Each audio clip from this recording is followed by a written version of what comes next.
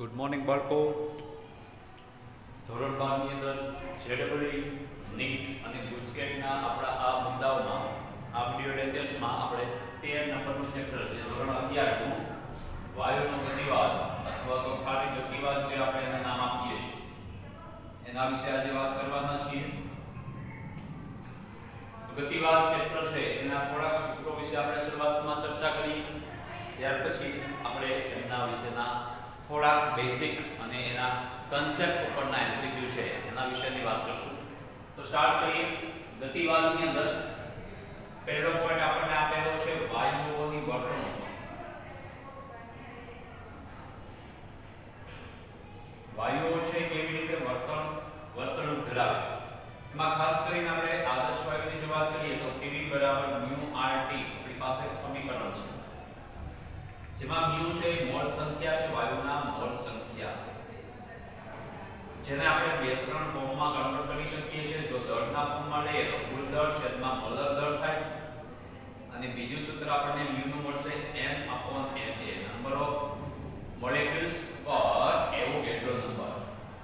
Avogadro number fix છે 6.022 અથવા 23 ગુણાકારમાં 10 ની 23 ઘાત અણુઓ જોવા મળશે 1 મોલની અંદર. હવે અહીંયા બીજું આપણે કન્વર્ટ કરેલું સૂત્ર છે Pv n kBT. Pv બરાબર n kBT. આ સૂત્ર પણ આપણે જોયેલું છે. V છે વોલ્યુમ છે અને રાઈટ સાઈડ લઈ જઈએ તો પ્રેશર n/v kBT આવશે, જ્યાં kB છે બોલ્ટ્ઝમેન અચળાંક છે. હવે n/v એટલે આપણે સ્મોલ n લખી શકીએ તો આપણને એક નવું ફોર્મ મળશે P small n kBT. Pressure છે આ એકમ દીઠ અણુઓની સંખ્યા એટલે કે સ્મોલ n વડે આપણે દર્શાવીશું. ત્યાં સ્મોલ n બરાબર n/v થશે. ત્યાર પછી પ્રેશરનું એક બીજું સૂત્ર છે ઘનતાના ફોર્મમાં ρRT/mo, મોલર દળ. આ બીજું સૂત્ર આપણે યાદ રાખવાનું થાય છે કારણ કે આપણને રકમની અંદર કયા પ્રકારના કન્સેપ્ટ, કયા ફોર્મ્યુલા પૂછાય છે, કયો ડેટા આપેલો છે એના પરથી આપણે સૂત્ર સિલેક્ટ કરવાનું થાય. હવે Pv એક નવું સૂત્ર છે Pv બરાબર જો આપણે અચળ લઈએ, અચળ તાપમાનની વાત કરીએ તો એ નિયમને આપણે બોયલનો નિયમ કહેતા હતા. બોયલનો નિયમ તરીકે આપણે ઓળખતા હતા. બીજો એક સૂત્ર છે V ચલે છે T એટલે કે V/T. V/T અચળ. એનું નામ હતું ચાર્લ્સનો નિયમ. એક બોયલનો નિયમ છે, એકમાં આવે છે ચાર્લ્સ. ત્યાર પછી એક આવે છે સૂત્ર ડાલ્ટનનો આંશિક દબાણનો નિયમ. આંશિક દબાણનો નિયમ. આ નિયમ શું કહે છે તો કે આપણી પાસે અલગ અલગ વાયુ હોય, બધાના મોલની સંખ્યા અલગ અલગ હોય તો આપણે બધાના મોલની સંખ્યાનો ગુણાકાર કરી સરવાળો કરી અને ગુણાકારમાં આપણે RT મૂકી શકીએ. આપણું જનરલ ફોર્મ આદર્શ વાયુ સમીકરણમાં μ છે એ અલગ અલગ વાયુઓ માટે જુદા જુદા હોય તો આપણે આ પ્રકારે લખી શકીએ. હવે અહીંયા μ છે અલગ હશે તો આપણને એક નવું સૂત્ર મળશે જે દબાણના ફોર્મમાં છે. અહીંયા Pv લખી શકીએ, બધાનું પર્ટિક્યુલર અલગ અલગ દબાણ છે આપણે લખી શકશું અને આ જે સૂત્ર મળે છે એને આપણે કહીએ છીએ ડાલ્ટનનો આંશિક દબાણનો નિયમ. ત્યાર પછી આદર્શ વાયુનું દબાણ.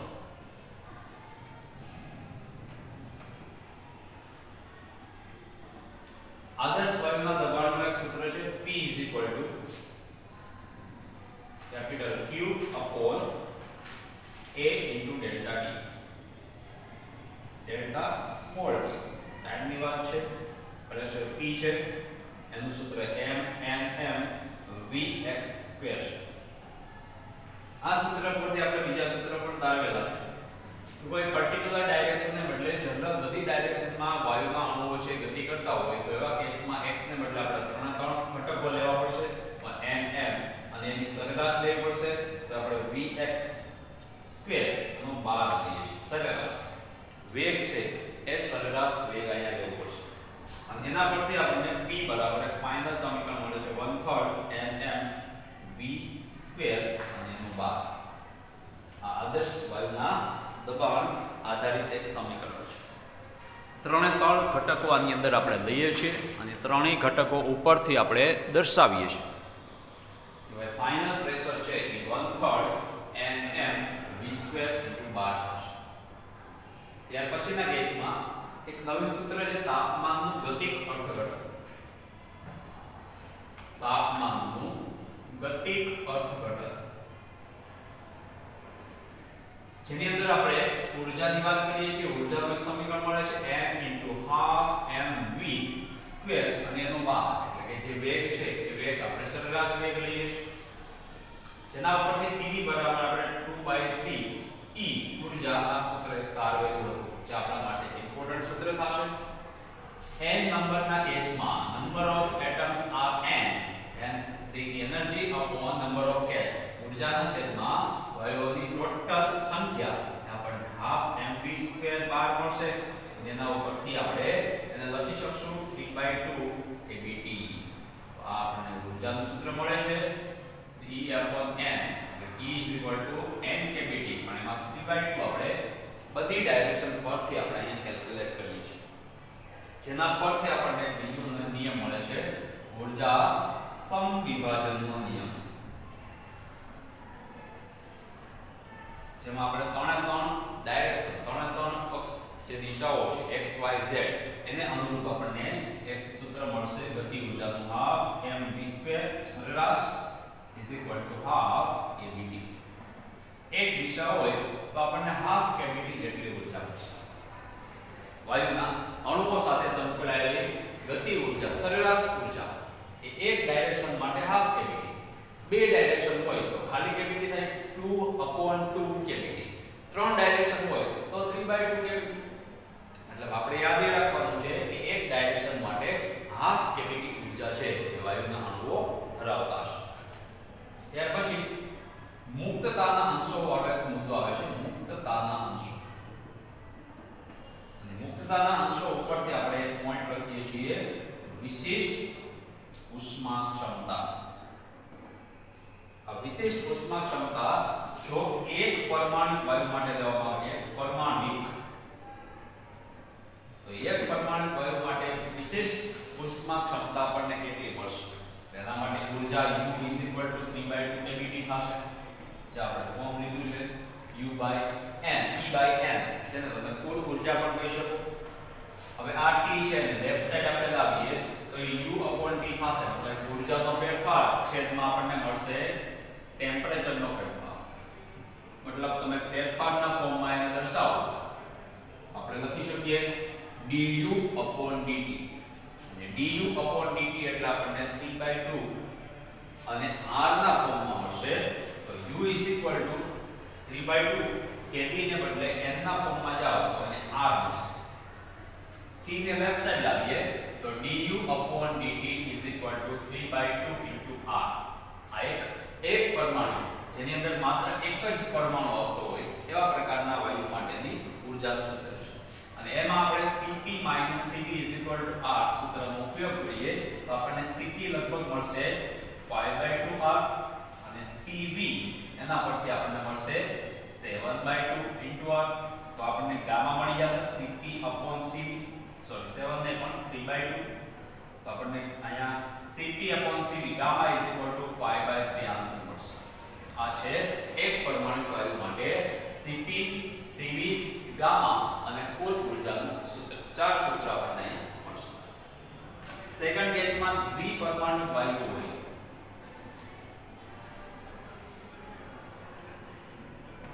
તો દ્વિપરમાણુ વાયુ માટે આપણને Cv મળશે, પણ એમાં એક સ્પેશિયલ કેસ છે દ્રઢ પદાર્થ, મતલબ કે દ્રઢ દ્વિપરમાણુ વાયુ હોય તો એવા કેસની અંદર 5/2 r મળશે. Cp આપણને 7/2 r મળશે અને એના પરથી એમાં આપણને મળશે 7/5 Cp/Cv. જો વાયુ છે દ્રઢ પરમાણુ ધરાવતો ન હોય, એટલે દ્રઢ અણુ ન હોય એવા કેસમાં આપણને U = મળશે 7/2 r * t.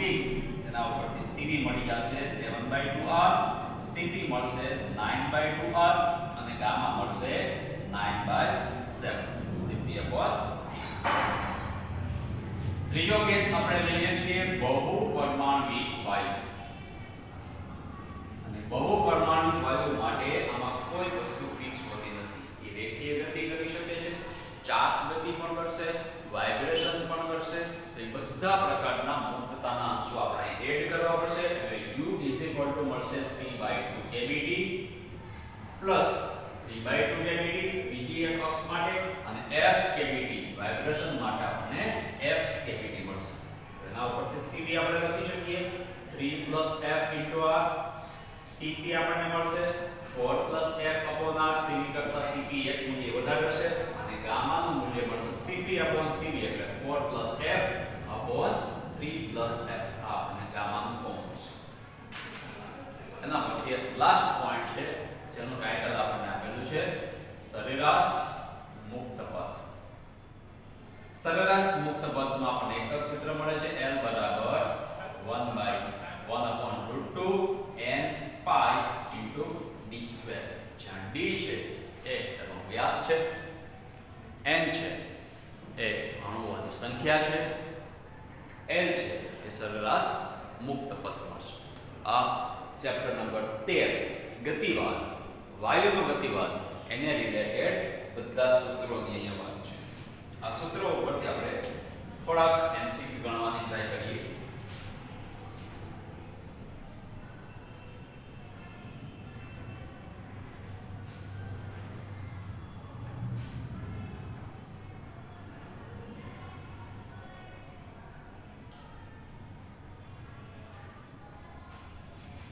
પહેલો MCQ છે આપણી પાસે અચળ દબાણે અને અચળ કદે. નંબર 1 અચળ દબાણે અને અચળ કદે આદર્શ વાયુની મોલર વિશિષ્ટ ઉષ્મા. વાયુ આપેલો છે આદર્શ વાયુ, એની મોલર વિશિષ્ટ ઉષ્મા Cp અને Cv અને ગામા છે આપણને Cp/Cv આપેલો હોય. R એ સાર્વત્રિક વાયુ અચળાંક હોય. R છે વાયુ નિયતાંક હોય, વાયુ અચળાંક હોય તો આપણને કીધું છે Cv બરાબર નીચેનામાંથી શું થાય. ઓપ્શન છે ગામા -1/r. ઓપ્શન બી આપેલો છે ગામા * r. ઓપ્શન સી છે 1 ગામા / 1 ગામા અને ઓપ્શન ડી છે r/ગામા -1. આ પ્રકારે આપણે MCQ પૂછેલું છે કે અચળ દબાણે અચળ કદે આદર્શ વાયુનું મોલર વિશિષ્ટ ઉષ્માઓ Cp Cv હોય, r છે તો વાયુ નિયતાંક હોય, ગામા છે Cp/Cv પ્રમાણે મળતો હોય તો Cv કેટલો થશે. તો આપણી પાસે એક ફોર્મ છે Cp - Cv = r. એક સૂત્ર જાણીતું છે. બંને બાજુ આપણે Cp વડે ભાગી નાખીએ, Cv વડે ભાગતા. જો Cv વડે ભાગીએ તો આપણને અહીંયા મળશે Cp/Cv, અહીંયા Cv/Cv 1 થઈ જશે, અહીંયા r/Cv મળશે. હવે આપણે Cp/Cv ની જગ્યાએ ખ્યાલ છે ગામા લખીએ છીએ તો ગામા -1 = r/Cv. આપણે ફાઇન્ડ આઉટ કરવું છે Cv મળશે r/ગામા -1. આપણો આન્સર થશે આન્સર નંબર ડી. ઓપ્શન છે આપણો ડી થશે. Cv નું મૂલ્ય છે r/ગામા -1 મળશે.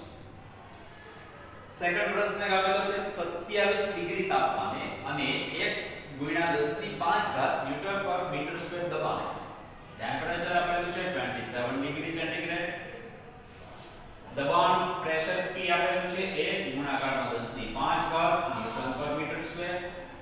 આપેલા દળના વાયુના અણુઓનો RMS વેગ મતલબ Vrms આપેલો છે 200 મીટર/સેકન્ડ. જ્યારે તાપમાન અને દબાણ અનુક્રમે 27 ને બદલે બીજા કેસમાં 127 ડિગ્રી સેન્ટીગ્રેડ થાય અને પ્રેશર P છે ઈ 0.05 × 10⁵ N/m² થાય. એવા કેસમાં હવે એનો Vrms આપણે એ ગોતવાનું છે. મતલબ સેકન્ડ કેસની અંદર Vrms કેટલો થશે. ઓપ્શન આપેલા છે આપણને 100 √2/3. Option B 100/3. ઓપ્શન સી આપેલો છે 100 √2 અને ઓપ્શન ડી છે 400/√3. ચાર ઓપ્શન આપણી પાસે છે. V VRMS નું આપણી પાસે સૂત્ર પણ છે VRMS √3 kVT upon m. મતલબ m માસ ચેન્જ આપેલા દળ, બે સેમ દળ આપેલા છે આપેલા જથ્થા માટે. બીજું અહીંયા kV અચળાંક છે, 3 પણ અચળાંક છે, તો લખી શકીએ VRMS is proportional to √T. સીધું જ લખી શકીએ V 27 ડિગ્રી એટલે પહેલા ટેમ્પરેચરની વાત છે એ પહેલા કેસમાં વેગ કેટલો અને છેદમાં V 127 માટે કેટલું થશે T1/T2 એનું સ્ક્વેર. T1 આપણી પાસે છે, T2 પણ આપણી પાસે છે, પણ એ સેલ્સિયસ માં છે, આપણે એને કેલ્વિન માં કન્વર્ટ કરવા હોય તો √T1 27 + 273 છેદમાં 127 + 273 આપણને મળશે. તો આપણે ફાઇન્ડ આઉટ કરવું છે ટેમ્પરેચર 127 હોય ત્યારનો વેગ, એટલે આપણે V127 અહીંયા ફાઇન્ડ આઉટ કરવું પડશે. V27/V127 is equal to, આ તમે સિમ્પ્લિફાય કરશો તો 300 ના છેદમાં 400 મળશે √300/400. 127 ને 273 400, 273 માં 27 એડ કરો એટલે 300 મળશે. શૂન્ય કેન્સલ, √3/2 મળશે. આ √3 4 નું વર્ગમૂળ 2 થઈ જશે.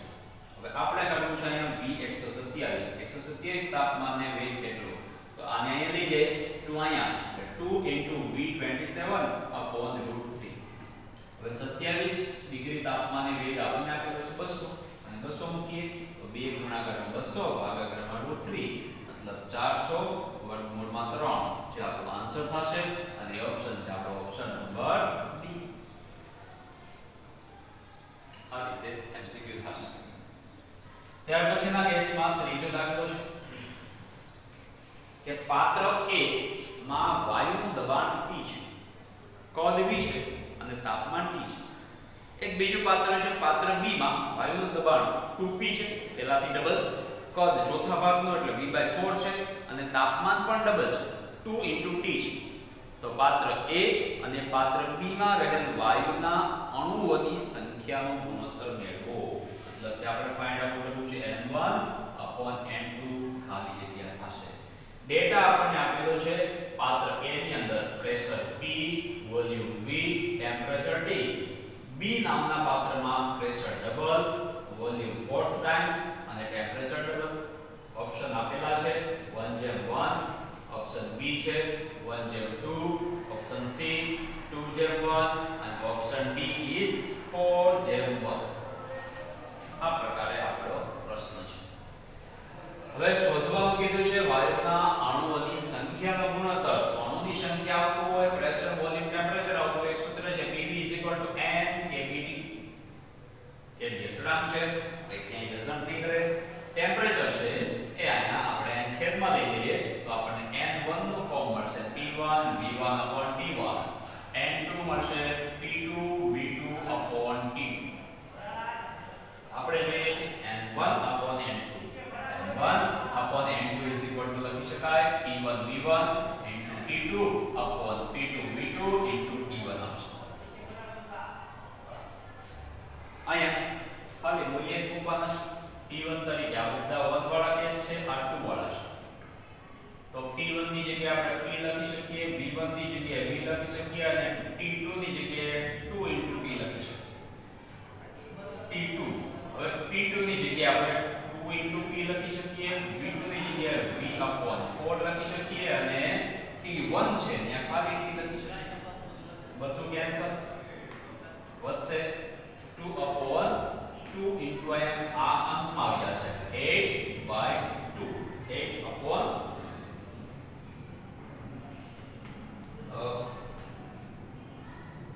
ટેમ્પરેચર ડબલ છે, 2T છે. અહીંયા આન્સર આપણો આવવો જોઈએ 4/1. 8/2 એટલે 4/1. 4/1 આપણો આન્સર થશે. એ આન્સર છે ઓપ્શન નંબર ડી. આ એક એમસીક્યુ છે. એનાથી પછીનો એક એમસીક્યુ જોઈએ.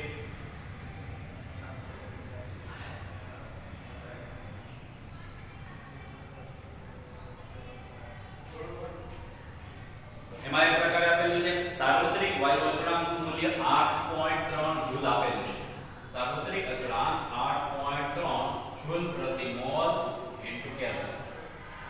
તો 32 ગ્રામ ઓક્સિજનની દળ આપેલું છે m બરાબર 32 ગ્રામ ઓક્સિજનની -73 ડિગ્રી સેન્ટીગ્રેડ તાપમાને સરેરાશ ગતિ ઊર્જા એટલે કે હાફ mv2 પણ સરેરાશ કેટલી.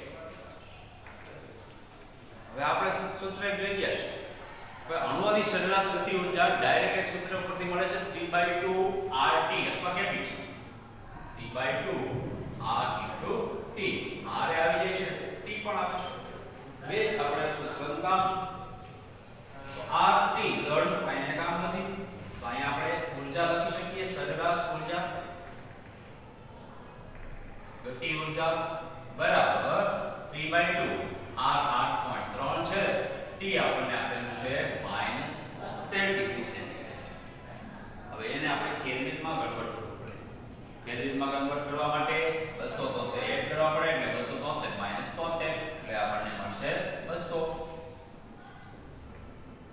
200 ભાગ્યા 2 એટલે છે અહીંયા 100 આવી જશે.